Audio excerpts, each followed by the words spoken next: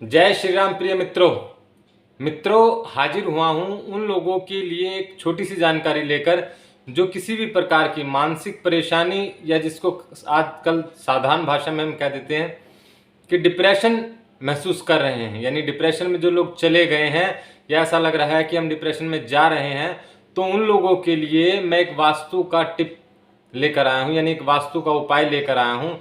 बहुत कारगर और आजमाया हुआ उपाय है, अचूक कह सकते हैं आप इसको। मतलब ऐसा करने से लाभ अत्यंत आवश्यक है, मतलब होगा ही होगा लाभ।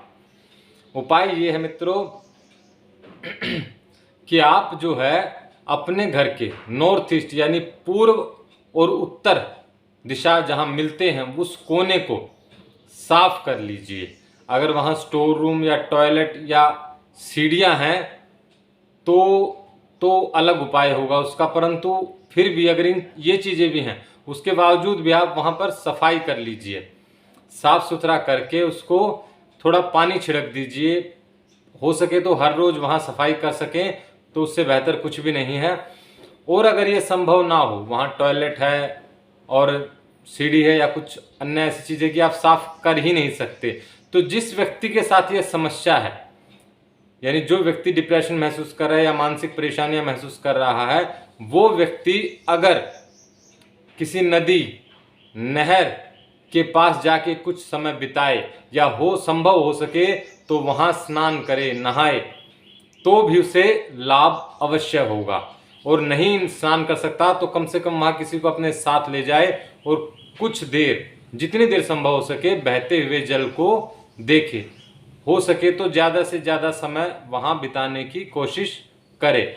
हो सके संभव तो हर रोज़, अन्यथा जैसे संभव हो उतना समय वहाँ पर किसी नदी नहर या तालाब, यानी जो भी जल का कोई बड़ा स्थान हो, जल से भरा हुआ कोई तालाब है, झील है, जैसा समुद्र का किनारा हो सकता है, जैसा भी आपको सुविधानुसार आपके नज़दीक हो, तो उसके पास जाकर आप बैठिए कुछ देर। हो सके तो संभव हो तो स्नान कीजिए।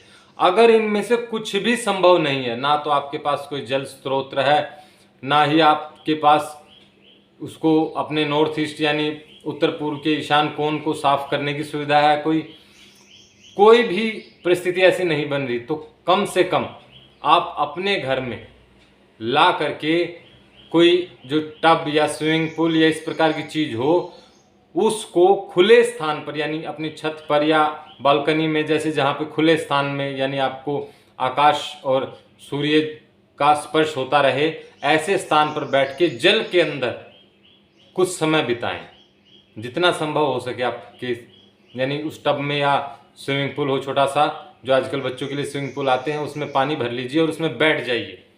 और आप पर सूरज, आसमान सीधा हो, सूरज की किरणें सीधी ना पड़े, यानी आपके सर पर छाँव भी हो, ऐसा ना हो कि आप खुली धूप में ही बैठ जाएं, वो नुकसान हो जाएगा। तो वैसे ना बैठें, पर मतलब जल के अंदर बैठिए, आपके पास सूर्य का प्रकाश और खुली हवा आप तक पहुँचे, ऐसे स्थान पर बैठिएगा। मैं आपको गारंटी दे सकता हूँ कि किसी भी प्रकार की मानसिक समस्या या डिप्रेशन में यह एक रामबाण उपाय है, आजमाई हुई चीज़ है, मेरे अपने अनुभव का विषय रहा है ये। तो मुझे लगता है आप लोगों को जानकारी अच्छी लगी होगी।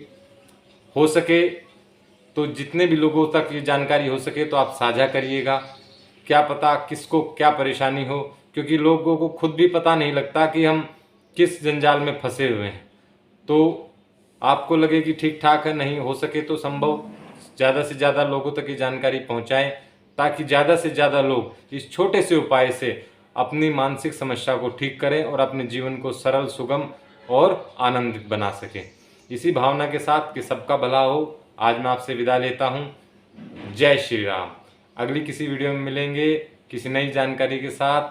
तब तक के लिए सबका मंगल हो, इसी शुभकामनाओं के साथ चलते हैं। जय श्री राम।